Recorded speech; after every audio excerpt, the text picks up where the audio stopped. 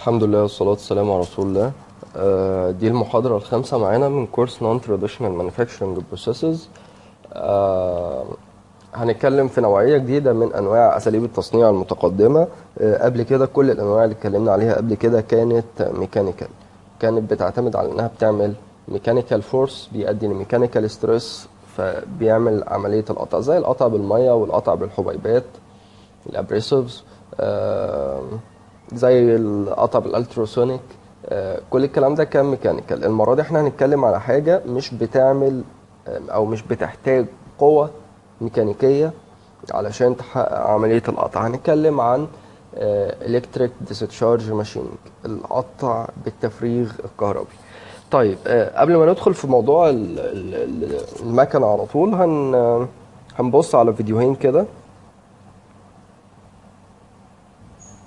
الفيديو الاول الكاثود راي تيوب CRT، دي اللي هي التلفزيونات القديمه.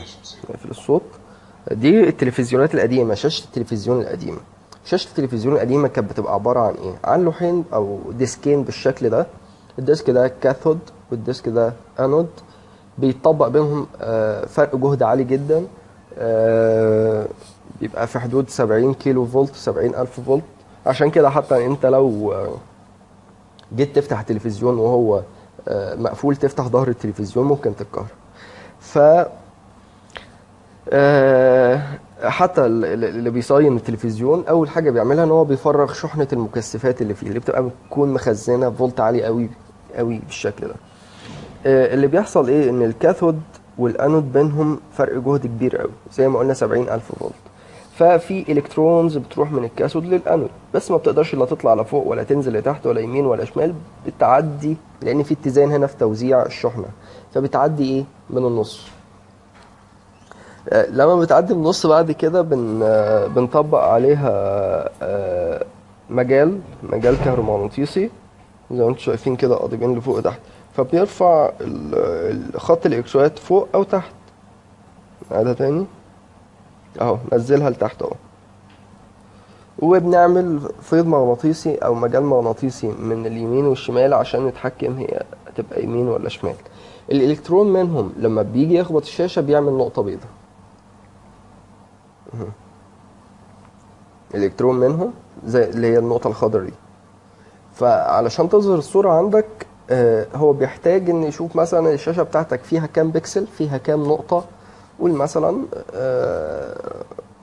100 مليون نقطة. معنى كده ان هو علشان يرسم الصورة بتاعتك، الصورة الواحدة، بيعمل الحركة دي 100 مليون مرة. وانت الصورة علشان تشوفها وتتحرك فبيحتاج يعرض لك كام صورة في الثانية. مش فاكر، اعتقد 24 او 36 فريم بير سكند. فبيعمل 36 في 100 مليون الكترون بيروحوا يمين وشمال وفوق وتحت لحد ما يكونوا الصورة. طيب، نخش على حاجة تانية. انا بتكلم دلوقتي في تأثير الفيض الكهرومغناطيسي.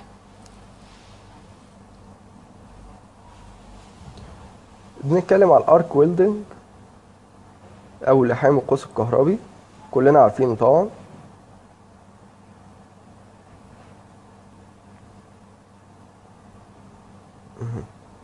ده بيحصل ازاي؟ احنا بنتكلم على قوس كهربي. قوس يعني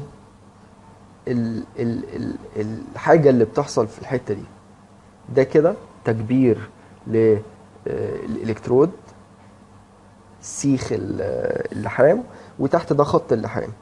اللي بيحصل ايه؟ ان انا بوصل الإلكترود بالموجب، والتحت بوصله بالسالب. الشغلة نفسها بوصلها بالسالب، او العكس في بعض الحالات التانية. هي بيديني عند الموجب 75% من درجة حرارة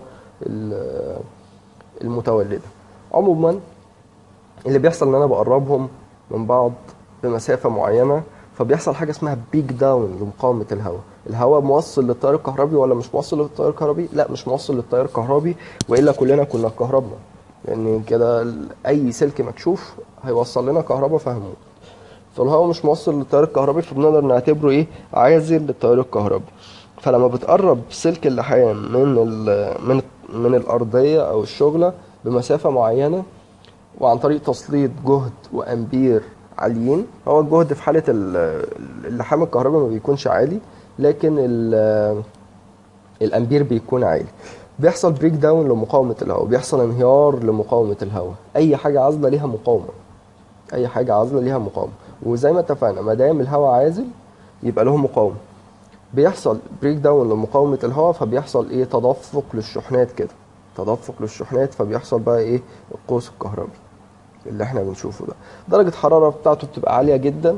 يعني لما حبيت انتج كربون نانو تيوبز قبل كده، كنت محتاج 6000 درجة مئوية. اجيبها منين ال 6000 درجة مئوية؟ استخدمت الطريقة دي علشان اقدر احصل على الكربون نانو تيوبز. تمام. فبتكون كافية انها تسيح الحديد اللي جوه السلك. اللي بره السلك الحتتين دولت اللي هو بتكون لافف حوالين السلك ده، بتكون باودر بتساعد على عملية الانصهار. وبيحصل انصهار، درجة حرارة عالية جدا بتسيح السلكة. تمام. طيب ندخل بقى في موضوعنا. دي كانت مقدمة صغيرة كده عن الالكتريك، عن تأثير الكهرباء في عمليات التصنيع او تأثير المجال الكهرومغناطيسي. أو بنفهم اكتر عن حتة البريك داون للمقاومة. هندخل بعد كده على الالكتريك ديسشارج ماشين.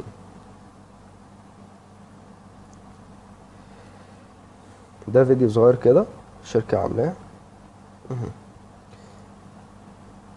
اللي تحت دي الشغلة ديت التول، مش الحتة الصفرا اللي هي النحاسية، لا. لو هتاخدوا بالكم في حاجة متركبة فيها من الجنب اهي، من هنا ومن الناحية التانية.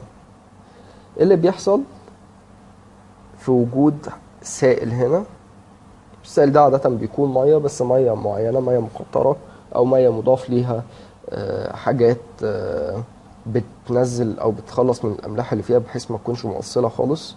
أو ممكن تعملها في جاز كيروسين عادي وتقدر تشتغل. اهم حاجه ما تكونش ماده موصله للكهرباء. اللي بيحصل ان انت بيعمل ايه؟ بيوصل الشغله بالسالب، وبيوصل التول بالموجب، قطب الموجب. وبعدين بيقربهم من بعض. بيقربوا من المسافه دي بتكون صغيره قوي. يعني احنا ممكن بنتكلم عن مسافه بالمايكرو، ممكن نتكلم على 1/100 من الملي مثلا. في كونتامينيشنز في السائل، في شوائب في السائل. الشوائب دي بتكون موصله بس بتكون صغيره قوي، قليله قوي. تمام. فاللي بيحصل ايه؟ اللي بيحصل مع تطبيقك للجهد ده، مع الامبير المعين اللي انت بتشتغل بيه، جهد وامبير معينين. هنشوف الارقام دي بعد شويه. بيحصل ان الكونتامينيشنز دي بتتجمع هنا وبتعمل خط بين الاتنين، بتعمل خط بالشكل ده، تفضل تتجمع تتجمع تتجمع، تفضل تكتر تكتر تكتر. الخطوط الحمراء دي لما جايه للكهرومغناطيسي ناتج عن ايه؟ فرق فرق الجهد بين الشغله وبين التول. عماله تزيد الكونتامينيشنز، خط الكونتامينيشنز، لحد ما هيعمل بقى ايه؟ خط، هيعمل تدفق للالكترونات كده. عمل بقى ايه؟ عمل سبارك. عمل سبارك. سبارك دي هتفضل تكبر تكبر تكبر اهي. هتعمل ايه؟ زي بالونه كده. خد بالك، شايف النقطه اللي هي لونها اصفر دي والنقطه اللي لونها اصفر دي؟ درجه الحراره فيها ممكن توصل ل 20000 درجه مئويه. 20000 درجه مئويه دي ما تقدرش توصل لها بطرق التصنيع العاديه. الدرجه دي بتكون صغيره قوي قوي قوي. السبوت دي، الجزء ده بيكون صغير قوي قوي قوي. طيب بيحصل ايه بعد كده؟ الفقاعه ديت او البابل دي تفضل تكبر تكبر تكبر. بيتكون جوه بقى غاز. الغاز ده طلع منين؟ طلع ان الحته دي انصهرت قوي، انصهرت واتبخرت. درجه حراره بنتكلم على 20000 درجه مئويه. فين المعدن اللي هيستحمل 20000 درجه مئويه دي؟ فمش بس بينصهر، ده بيتبخر جزء منه كمان. فالحته دي بتتحول لغاز، فقاعه غاز. هتفضل تكبر تكبر تكبر، الضغط بيزيد، هوب هتنفجر. لما تنفجر ايه اللي هيحصل؟ حفرت حته اهي، حفرت حته. كده عملنا حته الماشيننج. الحته دي طبعا بتكون صغيره قوي قوي بالمايكرو. تمام. خد بالك العمليه دي من العمليات البطيئه قوي قوي قوي قوي. ده شكل المكنه، ده نوع من انواع مكن الاي دي ام، في منها انواع كتير هنجيلها دلوقتي. نبص على السلايدز.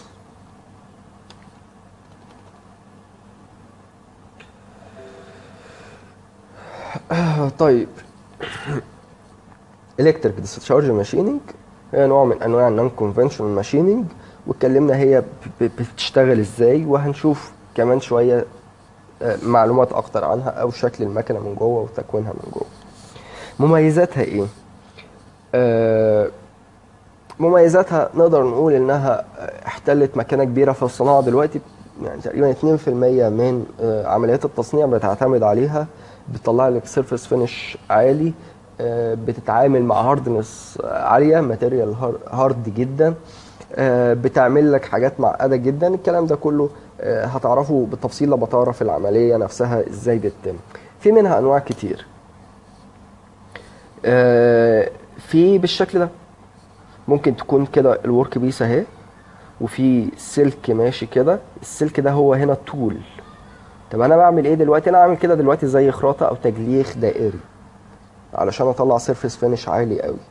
في ممكن يبقى الطول بالشكل ده فوق، وادي الورك بيس، وانزل اطلع انزل اطلع انزل اطلع لحد ما احفر ايه الشكل ده. تمام. في نوع تالت قال لك والله انا هستخدم واير، وبدل ما اعمل كده انا عن طريق واير جوه اقدر احفر الشكل اللي انا عايزه.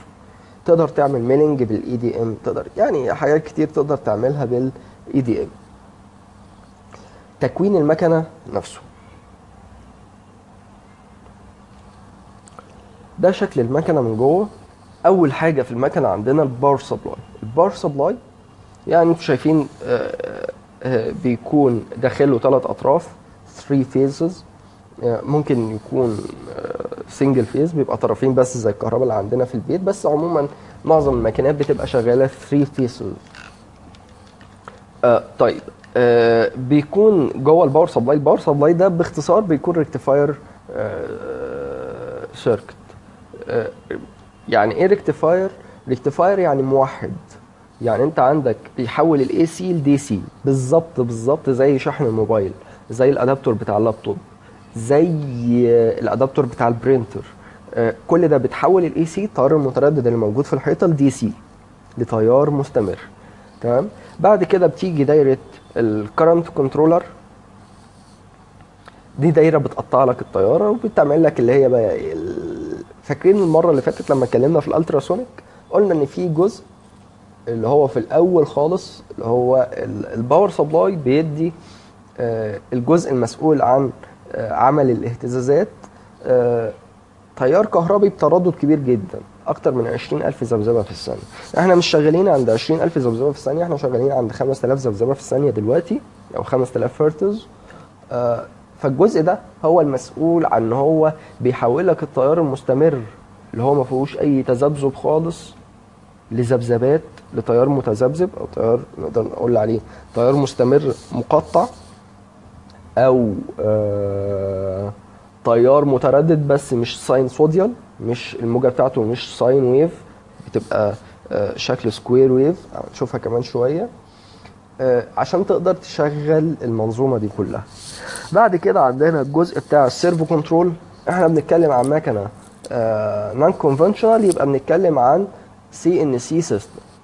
ما ينفعش تستخدم المكنه دي بشكل يدوي، انت لازم تعملها مكنه سي ان سي. ومكنه سي ان سي يا اما هتستخدم فيها سيرفو موتور، يا اما هتستخدم فيها ستيبر موتور، يا اما سيرفو موتور يا اما ستيبر موتور، لان الاثنين دول بقدر من خلالهم اتحكم في زاويه حركته.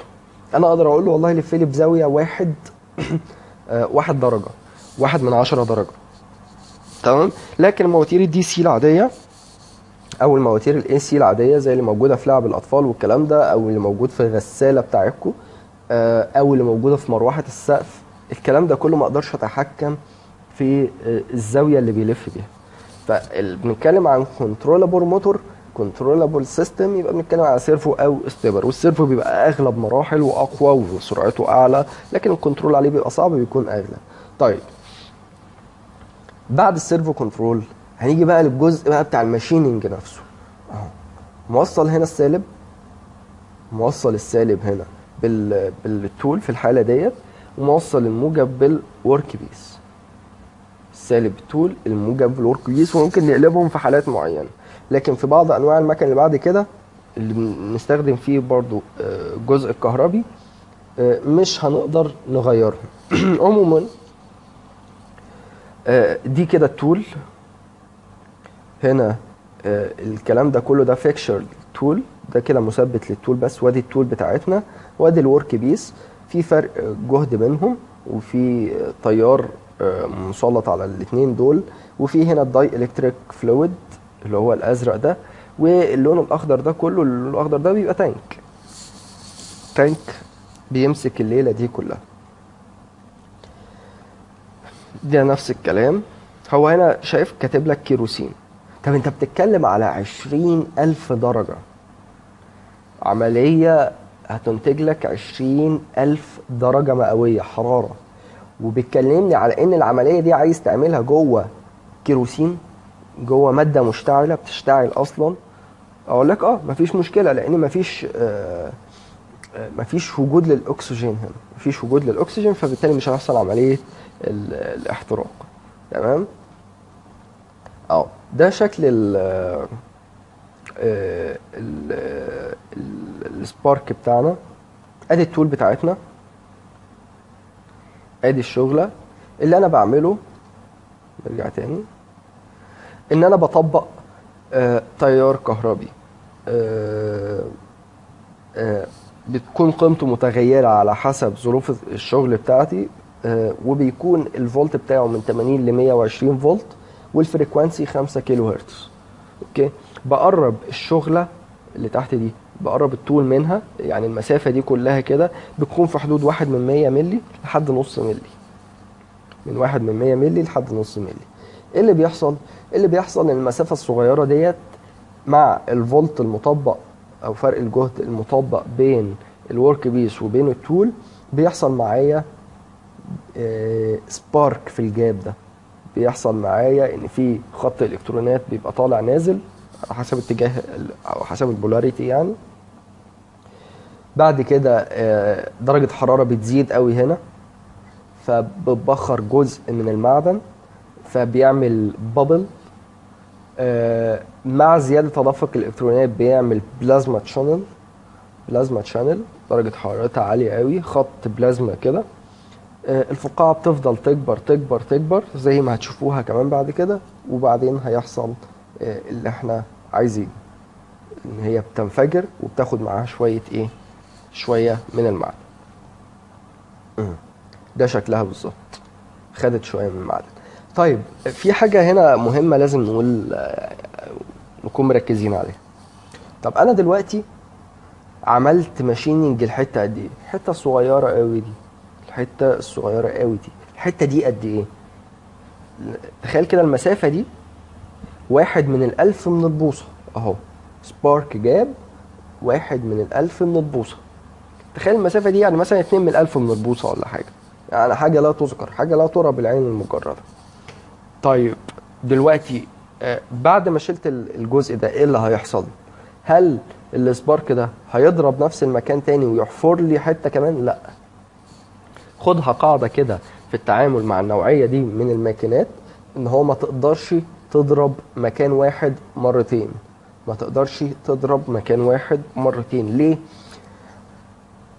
بصوا، في حاجة مش موجودة هنا في مصر بس يمكن تعرفوها من الافلام او الكلام ده، اللي هي مناعات الصواعق. بتلاقي كده الدول اللي فيها رعد كتير، عواصف رعدية والكلام ده، بيبقى خايف ان العاصفة رعدية او عمود برق يضرب البيت بتاعه فيبوظ له الدنيا، يحرق له البيت او يولع له في الدنيا او وات ايفر بقى اللي يحصل.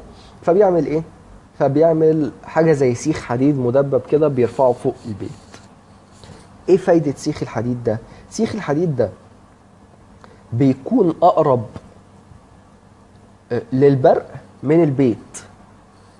البرق ده هو عبارة عن ايه؟ هو عبارة عن تفريغ كهربي نتيجة حدوث بريك داون لمقاومه الهواء بين السحاب وبين الارض. مقاومه الهواء بين السحاب وبين الارض بتنهار نتيجه ان في فرق جهد كبير جدا. خد بالك علشان يعمل بريك داون لسنتي واحد من الهواء محتاج 30,000 فولت. فتخيل بقى الفولت اللي انت محتاجه علشان يسافر المسافه دي كلها. فهو بيحاول يدور على اقرب نقطه وبعدين يخبط فيها، اقرب نقطه ويخبط فيها. ليه ما يدورش على النقطه البعيده؟ لانه هيستهلك طاقه اكبر، هيستهلك مجهود اكبر، وهو بيحاول يدور على ايه؟ اقل مجهود، يوصل لحاله الاستقرار باقل مجهود، يفرغ نفسه باقل مجهود، باقل طاقه مستهلكه. فهنا نفس الكلام اللي بيحصل. انت عندك نتوءات سطح المعدن بيكون نتوءات بالشكل ده، تمام؟ اهي الشكل ده كده نتوءات اهي. فهو بيدور على اعلى نقطه في النتوءات دي وبعدين يخبطها، وبعدين بعد ما يعمل حفره فيها هيبص على اعلى نقطه بعدها وبعدين يخبطها، وهكذا لحد ما السطح كله يكون ايه؟ نزل لتحت. بعد كده بتلاقي الطول نزلت لتحت شويه وبدات تشتغل على صف تاني او مستوى تاني من جديد، وهنا بقى بيحصل عمليه الماشينينج. ده ازاي السبارك بيحصل واتكلمنا فيه كذا مره، لكن هو عشان نقطه مهمه عايزك تركز عليها قوي. اهي ادي الكونتامينيشنز، حصل بقى الكتريك فيلد كونتامينيشنز، بتتجمع كده وبتعمل عمود، وبعدين كثافتها بتزيد، وبعدين بعد كده بيحصل ايه؟ بيحصل بقى بتكون بريدج، بتكون قنطره كده زي قنطره الكترونات بالشكل ده. القنطره دي بتكبر بتكبر بتكبر. لو بصيت كده هتلاقيها انها ايه؟ اتكونت عند اعلى نقطه في السيرفس بتاع الشغل، اعلى نقطه في السيرفس بتاع الشغل. بعد كده البابل بتوسع بتوسع بتوسع، وصلت لحد هنا هتنفجر، هيحصل لها كولابس. بعد الانفجار تدخل لجوه، وبعدين كل حاجه هتروح في ناحيه بقى، كل حاجه هتروح في ناحيه. في الوقت ده الانفجار نفسه بيعمل ايه؟ الانفجار نفسه بيخلي البارتيكلز، الجزيئات بتاعه المعدن كل واحده بتروح في ناحيه. الانفجار بيبقى له قوه دافعه بيطرد كل حاجه لبره. في نفس الوقت بتلاقي فيه حاجه اسمها فلاشنج او فلاشر. الدايلكتريك ده انت بتبخه او بتعمل له جيت، بتنفخه او بتعمل سكشن، وات ايفر بقى الاسلوب هنتكلم عليه كمان شويه. فزي ما تكون ماسك خرطوم ميه كده وعمال ايه؟ ضاغط عليه بصباعك وبتطلع جيت بسرعه عاليه، فبياخد الكلام ده معاه ويمشي بره، تمام؟ احنا بنتكلم هنا على ان هو بيعمل بيوصل درجة حرارة 20,000 درجة سنتيجريد، درجة سليزيوس، والكلام ده قلناه قبل كده، دي مشكلة. طيب هنا بقى بنتكلم على الجزء اللي بيعمل لك الذبذبات. احنا بنتكلم على ان هو مكنة شغالة عند 5 كيلو هرتز، تمام؟ قلنا اول حاجه في المكنه عندنا دايره الريكتيفاير اللي بتحول لك الاي سي لدي سي. بعد كده في دايره بتقطع لك الموجه علشان يعمل ايه؟ ذبذبات، 5000 ذبذبه في الثانيه. ففي عندك كذا نوع من انواع الدوائر دي، اشهرها ار سي سيركت، يعرفوها قوي بتوع كهرباء. مذبذب الار سي، ادي المقاومه وادي الكاباستور، توصيلهم بالشكل ده بيطلع لي ذبذبات بشكل معين على الخارج. توصيلهم بالشكل ده بيطلع لي ذبذبات بالشكل ده على الخارج. قيمة المقاومة والمكثف هما اللي بيحددوا قيمة الهرتز اللي خارج بره، قيمة التردد اللي خارج او بتاع الخارج. فانت لو حابب تعمل دي مشروع تخرج، انا ارجح لك الدايرة دي، سهلة قوي كبداية تجرب بيها المكنة. لو عندك وقت بعد كده ممكن تنتقل لحاجة افضل، تشتغل مثلا باردوينو، تشتغل بكريستالة عادية، يعني في طرق كتير. والريزيستور ديت بتجيب فاريبل ريزيستور عشان تقدر تتحكم في التردد، تمام؟ في بالس جنريتور تاني بيعمل لك موجة بالشكل ده، يعني شايفين الفرق بينها وبين الموجة اللي فاتت؟ الموجة اللي فاتت اهي، ادي الموجة التانية غير الار سي خالص، دي بتكون موجة سكوير ويف، نقدر نقول عليها سكوير ويف. والكلام ده كله الافريج البيك عندك عند 1000 امبير، الافريج عند 60 امبير. ايه الفرق بين البيك والافريج؟ في حاجه هنا اسمها ديوتي سايكل. الديوتي سايكل يعني ايه؟ شايفين المسافه من هنا من النقطه دي لحد النقطه دي، دي اسمها الموجه، هي دي الموجه. والمسافه من النقطه دي لحد النقطه دي هي دي الموجه. ايه، نقطتين شبه بعض متتاليين، المسافه بينهم دي اللي هي الطول الموجي. طيب هو عمل لك ايه؟ هو فصل لك الكهرباء الوقت ده كله وراح مشغله لك الجزء ده بس. فلما تيجي تقسم الوقت اللي هو بتاع الاون على الوقت الاجمالي اللي هو الوقت بتاع الاون زائد الوقت بتاع الاوف، هيطلع لك حاجه اسمها الديوتي سايكل. تمام؟ الديوتي سايكل هنا كام؟ الديوتي سايكل اللي هي 60 على 1000. 60 على 1000 اللي هي 6%. يبقى الديوتي سايكل بتاعك 6%. ودي طريقه اسمها بالس ويدث موديوليشن، بتقدر تتحكم بيها في دي سي موتور، سرعه دي سي موتور مثلا. حابب تتحكم في سرعه موتور دي سي، بتقدر تستخدم الطريقه دي بكل بساطه. فبدل ما تقلل الجهد عندك، لو مثلا شغال عند مثلا الموتور شغال مثلا عند 100 فولت، مش هينفع تشغله ب 10 فولت. لو انت عايز تخلي السرعه بتاعته 10% من سرعته، مش هينفع تشغله عند 10 فولت، لكن تعرف تشغله عند 100 فولت لكن بديوتي سايكل 10%. المحاضره دي ممكن تكون تقيله شويه، فانتوا لو في اي حاجه حاسين انها وقعت منكم اسالوا فيها على طول في الكومنتس. ده بيتكلم على البلس جنريتور برضه، وبيقول نفس الكلام اللي احنا قلناه. قطعا البلس جنريتور او البلس جنريتور بيكون افضل من الار سي سيركت في ايه؟ في ان هو بيكون بيديك سيرفيس فينش عالي. يبقى عايز سيرفيس فينش عالي هتستخدم بلس جنريتور. عايز ماتيريال ريموفر ريت كبير هتستخدم ايه؟ هتستخدم ار سي سيركت. ومعظم المكن الجديد فيه الاثنين. قال لك والله انا حابب ايه؟ الخص وقت الشغله، طبعا لان وقت الشغله وقت التشغيل بدفع فيه فلوس كتير. حتى المكن ده تشغيله غالي، مع ان المكنه مش غاليه لكن تشغيله بيكون غالي. فبعمل ايه؟ فبشتغل الاول بار سي سيركت، وبعدين بعد كده افنش ببلس جنريتور. تمام؟ طيب هنتكلم بعد كده عن الالكترود. الالكترود ده اللي هو التول نفسها. تمام؟ فين؟ انا كنت عايز ارجع. طيب بصوا كده، هوريكم حاجه، صوره لذيذه. الصوره دي لو تفتكروها لما جينا اتكلمنا في الاول وقلت لكم انتوا عايزين كورس هيدروليك ولا كورس كلاسيك مانيفاكتشرنج ولا نون تراديشنال ولا مش فاكر كان ايه تاني. الصوره دي هو حاطط لك، دي صوره عمله معدنيه، كوين. حاطط لك قلم هنا علشان يعرفك ان حجم الكوين دي صغير. ايه الفرق بين دي ودي؟ دي اللي على اليمين دي التول، الشغله دي الشغله بتاعتنا، ودي التول بتاعتنا. هتلاقي دي نيجاتيف شيب من التانية. تمام؟ دي مصنوعه من الجرافيت. عارفين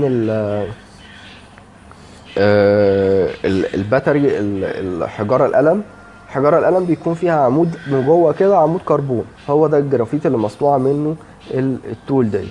بتكون معموله من نيجاتيف شيب، بشكل النيجاتيف شيب بتاع الشغله اللي انا عايز اعملها. وبعدين بركبها على المكنه، وبعدين بتحفر بالشكل اللي احنا اتكلمنا عليه قبل كده. تمام؟ فبتاخد شكلها. نرجع تاني الالكترود بتاعنا. الالكترود بتاعنا لازم يكون فيه خواص معينه. ايه الخواص المهمه عندي؟ ان هو يكون عنده او بيتميز بان هو له هاي ميلتنج بوينت. هاي ميلتنج بوينت، درجه انصهاره مرتفعه جدا جدا. لما كنت بصنع الكربون نانو تيوبز في المعمل عندي، كنت قلت لكم انها بتوصل ل 6000 درجه مئويه في اتموسفير من غاز خامل، او بعد كده قدرت اشفط الغاز اللي جوه، افرغ الغاز اللي جوه عشان ما يحصلش عمليه احتراق. فالكربون او الجرافيت قدر يستحمل لحد 6000 ويقدر يستحمل اكتر من كده من غير ما يحصل له انصهار، من غير ما يحصل له انصهار. فبتكون ماده مناسبه جدا معايا ل لاستخدامها كالكترود. في ماتيريالز تانية زي مثلا البراس، النحاس الاصفر، ده بيستخدم علشان له ميزه هايله جدا، هو بيكون ستيبل جدا في عمليه السباركينج. اما الجرافيت فممكن يحصل له مشكله في عمليه السباركينج لو زودت معدل السباركينج عن قيمه معينه. يعني زي مثلا الجرافيت بنقدر نستخدمه عند 5 كيلو هرتز، اما البراس ممكن نستخدمه عند 10 كيلو هرتز، فده بيديني ماتيريال ريموفر ريت بيكون عالي شويه. الكبر بيديني اعلى منهم ماتيريال ريموفر ريت، بيديني معدل لازاله الخامه بيكون اعلى منهم. في مواد تانية زي الكبر تنجستين، الكبر بورون، الكاست الومنيوم، دي نقدر نستخدمها برضو كتول. طيب لاحظتوا حاجه عندنا هنا لما اتكلمنا عن التول؟ تعالوا نرجع كده للصوره بتاعتنا، هي دي اهي. تفتكروا التول دي كلفتنا قد ايه؟ ده حته كربون صغيره، حته جرافيت صغيره ببلاش، ب5 قروش، ببلاش لا تذكر، يعني سعرها لا يذكر. في نفس الوقت الماشيننج بتاعها مش مكلف. انت الكربون ده انت ممكن تمسك كتر كده، ممكن تمسك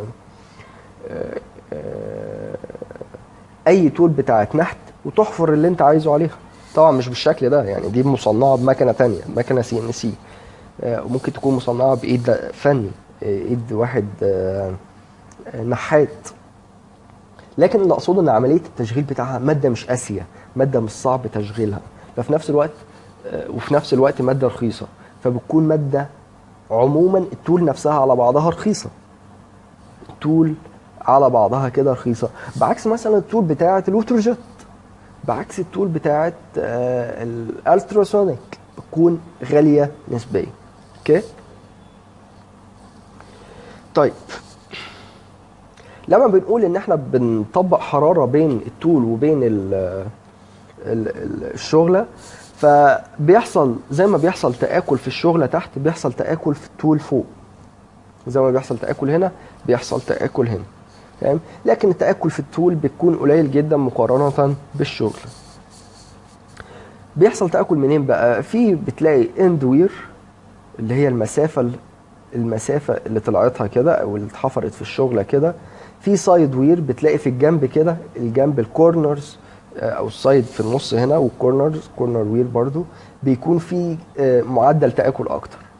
يعني الكلام ده لو كانت شكل متوازي مستطيلات، او السكشن بتاعها بشكل مستطيل بالشكل ده، هتلاقي في الاخر خد شكل الى حد ما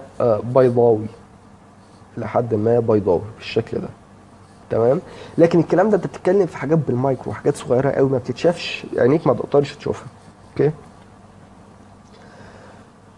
بعد كده هنتكلم عن الداي الكتريك فلويد. ثانيه بس ابص على احنا خدنا وقت قد ايه. 33 دقيقه. الداي الكتريك فلويد، داي الكتريك بيبقى داي الكتريك فلويد بيكون سائل مش بيوصل كهرباء، سائل مش بيوصل كهرباء. واحد يقول لي طب انا ممكن اعملها في الهواء. طب هتحصل كارثه، الهواء صحيح مش موصل الكهرباء بس هتحصل كارثه. الكارثه فين؟ الكارثه ان انا وانا بعمل الحركه دي، وانا بعمل الجاب كده، هتلاقي فيه اكسجين حوالين الليله دي كلها، فهتلاقي الدنيا كلها ولعت منك. دلوقتي الكربون اللي انت كنت بتقول ان بتحمل درجات حراره 20,000 درجه مئويه او اي معدن تاني، هتلاقيه تبخر منك، اتبخر، مش مجرد اتحرق بس، هتلاقيه اتبخر.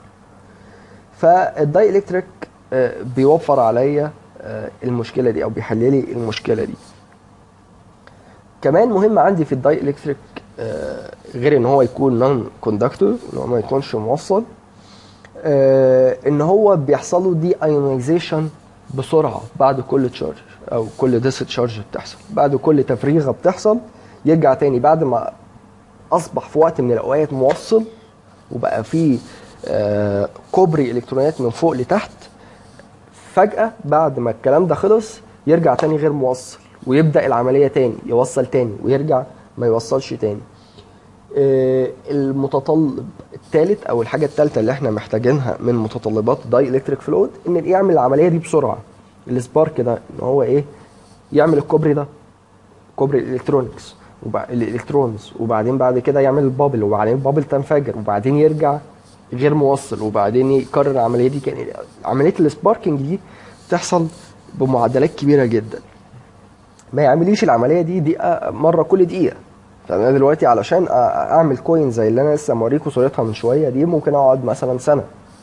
فمحتاج سبارك ريبيتيشن كبير. الهيت كاباسيتي تكون عاليه. مش معقوله ان انا اشغل المكنه ساعه احط ايدي في الميه الاقيها، او حتى الميه بتلاقيها بتطلع بخار كده، لا دي كارثه بالنسبه لي. وبيكون الفيسكوزيتي بتاعته قليله. عايز اقول لك ان هو حتى لو استخدمت الميه زي ما قلنا في الاول بتحط مواد بترسب الاملاح فيها، بترسب الكونتامينيشن، بتخلص من الكونتامينيشنز اللي فيها، ما عدا جزء صغير قوي اللي هو بيعمل لي ايه؟ عمليه السباركينج دي.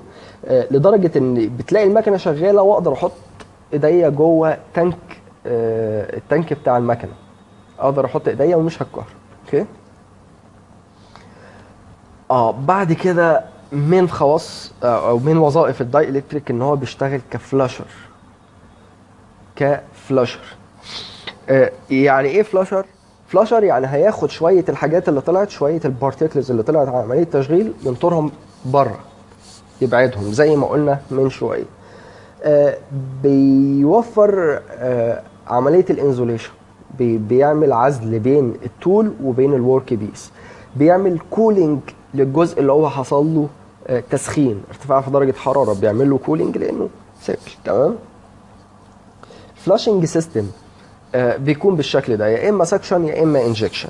والسكشن فيه منه نوعين، ممكن سكشن خلال الورك بيس نفسها زي الصوره اللي على الشمال ده.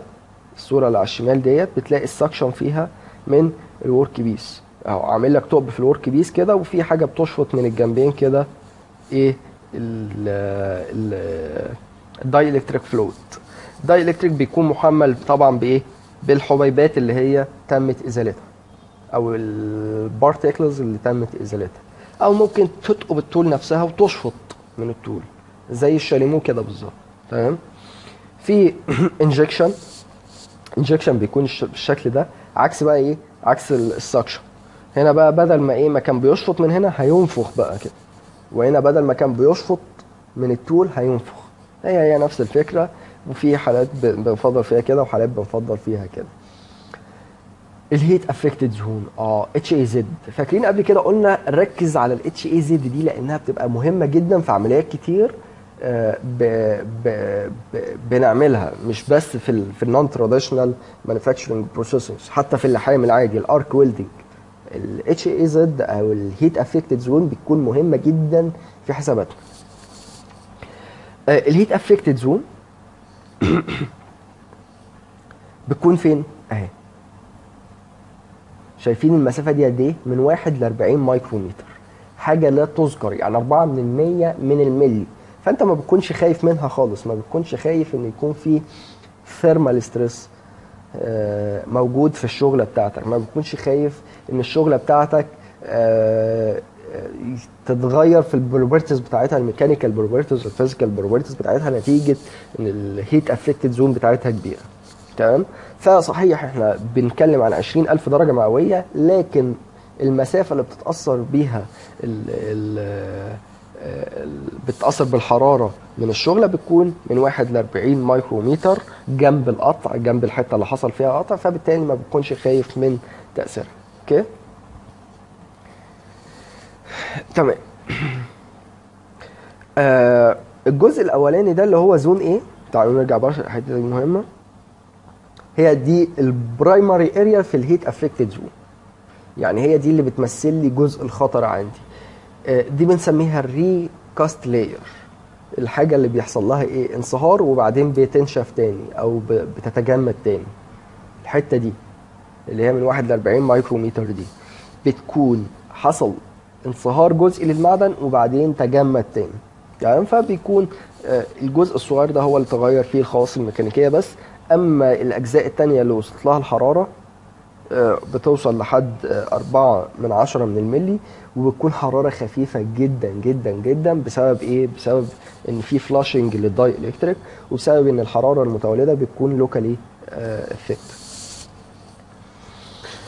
طيب احنا ممكن نعمل الاشكال ديت عن طريق الاي دي ام بكذا تكنيك. يعني ممكن نجيب الكترود بالشكل ده، لو انا حابب مثلا اعمل قلاووز داخلي والفه بشكل معين بزاويه معينه مع فيد نازل لتحت بشكل معين او بقيمه معينه، هيحفر لي في الاخر شكل ايه؟ شكل القلاووز الداخلي. ممكن نعمل نركب تول بالشكل ده، طول بسيطة جدا شكلها دائري أو اسطواني يعني، أو شكلها متوازي مستطيلات، ونحفر بالتدريج زي ما شفنا في الفيديو في الأول خالص. مميزات وعيوب الديس إلكتريك ديسشارج ماشين أو الإلكتريك ديسشارج ماشين، سوري ببص على الوقت بس. طيب المميزات إنها بتتعامل مع أي ماتيريال، هاردنس بتاعتها بغض النظر عن الهاردنس، يعني الهاردنس كبيره صغيره مش مشكله خالص، تمام. مميزاتها كمان الاكيورسي بتاعتها عاليه قوي. مميزاتها ان انت ما بتعملش ما بتسلطش فورسز ميكانيكال فورسز على الشغل. مميزاتها ان انت بتعمل كومبلكس شيب، بتعمل تقدر تعمل دايره بباث واحد او باث واحد. وده معناه ايه؟ انت لما تيجي في المحاضره اللي هنتكلم فيها عن جي كود، انت ما تقدرش تعمل دايره بامر واحد في الجي كود ده. انت بتقسم الدايره لنصين، نص كده وبعدين ترجع نص كده، تمام. العيوب ايه؟ العيوب ان انت ما ينفعش تشغل بيها غير مواد موصله للكهرباء او مواد سيمي كوندكتورز، اشباه موصلات. ما ينفعش مثلا تشغل عليها رخام، ما ينفعش تشغل عليها رخام، لكن ينفع تشغل حديد، ينفع تشغل نحاس، ينفع تشغل أليمونيوم. الكلام ده يشتغل معاك كويس قوي. المشكله الثانيه الماتيريال ريموفر ريت بتاعها قليل جدا جدا جدا، فالعمليه دي بتكون بطيئه قوي. المشكله ان بتعمل لك فيها هيت افكتد زون، وان كانت صغيره بس برضو اهي موجوده. يعني كانت صغيره مش بتسبب لي مشكله، بس ممكن في تطبيقات ثانيه مثلا بعمل مايكرو شافت، عايز اعمل شافت قطره 1/100 من الملي، في الحاله دي هتكون مؤثره معايا، تمام. التول بتاعتي اللايف بتاعها ليميتد، صغير، مش كبير قوي، وان كانت دي مش مشكله قوي، لان ايه؟ احنا اتفقنا ان بيكون سعر التول او تكلفته صغيره. لو حصل فابورايزيشن للداي الكتريك فلويد بيكون خطر نسبي. في حاجه بقى ممكن نعملها هنا، ممكن بدل ما نستخدم تول عاديه بالشكل اللي احنا شفناه قبل كده نستخدم واير اهو. يبقى الواير بتاعنا هو التول زي ما انتم شايفين كده، وبنقطع بالشكل ده. من عيوب الواير اي دي ام ان انت علشان تحفر دايره او اي شكل داخلي لازم تعمل ثقب الاول تعدي منه الواير، او تاخد تقطع من طرف الشغله، تمام. الكلام ده لو تفتكروا لما اتكلمنا عن الووتر جيت قلنا مش لازم تكون موجوده في بري دريلد هول او تقوب متقوبه مسبقا علشان تعمل لي اقدر من خلالها اعمل عمليه التشغيل. في الحاله دي لازم اعمل بري دريلد هول، تمام. دي مكنه كنا شغالين عليها في هندسه بنها، دي تقريبا من 5 سنين او 4 سنين. دي واير اي دي ام، ده مشروع تخرج. واير اي دي ام بيشتغل مع كذا شغله، كذا نوع من انواع الماتيريال وكذا تخانه، وادجستبل من الكنترول يونت. هنا الموضوع مش صعب، بس خليك حذر لان اي مشكله عندك هتولع لك في المكنه. وزي ما انتم شايفين كده الداي الكتريك اللي مستخدمينه هنا ده كيروسين، ده كيروسين بس شكله معفن شويه من كتر التشغيل اللي حصل، تمام. وفي فلاشنج سيستم، ادي الخرطوم اهو، وادي الخراطيم بالشكل ده. الخرطوم ده واصل ورا هنا في الحته اللي ورا دي، ورا التانك ده في بامب، والبامب بتضخه بالشكل ده هنا عند الحته اللي بيحصل فيها تشغيل. وادي الواير بتاعنا. ادي الواير بيكون بتوصل